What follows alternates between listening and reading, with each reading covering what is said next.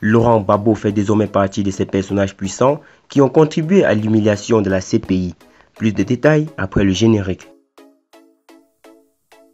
Avant de commencer, abonnez-vous à la chaîne et activez la cloche de notification car cela va vous permettre de ne plus manquer les prochaines vidéos.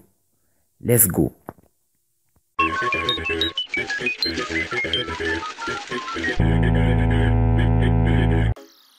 L'université Bang Nai revient sur l'affaire Laurent Gbagbo, ancien président ivoirien, et Charles Blé Goudé, une affaire qui ébranle la Cour pénale internationale.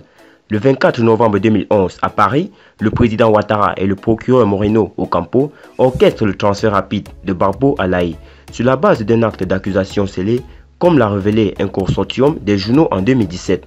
Les enquêtes devront suivre, mais pour une affaire de niveau présidentiel, l'enquête s'avère marginale. En février 2012, le bureau du procureur ne compte que 8 enquêteurs sur le terrain. En collaboration avec les principaux groupes de défense des droits humains en Côte d'Ivoire, il récolte les témoignages des témoins, en se concentrant sur la préparation de l'audience de confirmation des charges.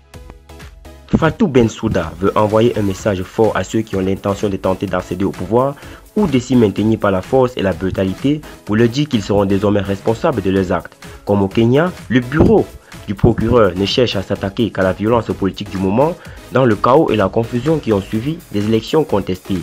Et en effet, la première vue, les accusations apportées contre Laurent Gbagbo semblent nettes, car attaque violente contre les civils non armés à Abidjan, cela aurait pu fonctionner si la théorie sous-jacente n'avait pas été ce récit machinéen de l'accusation sur la présidence de Gbagbo pendant une décennie et sa détermination quasi despotique à s'accrocher au pouvoir par des moyens criminels.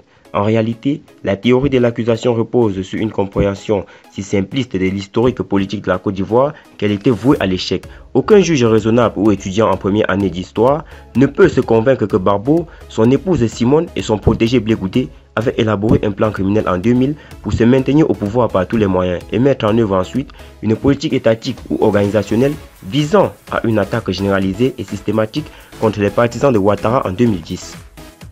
Au cours du procès, les juges indiquent déjà qu'ils trouvent invraisemblable le récit de l'accusation qui se trouve largement hors du champ des accusations. Le bureau du procureur présente 2679 documents, dont le registre du palais présidentiel, les dossiers de police, les rapports de l'ONU, les rapports médicaux et les journaux de bord de Simone Gbagbo. Aucun de ces documents ne contient un seul élément de crime contre l'humanité dans le style nazi.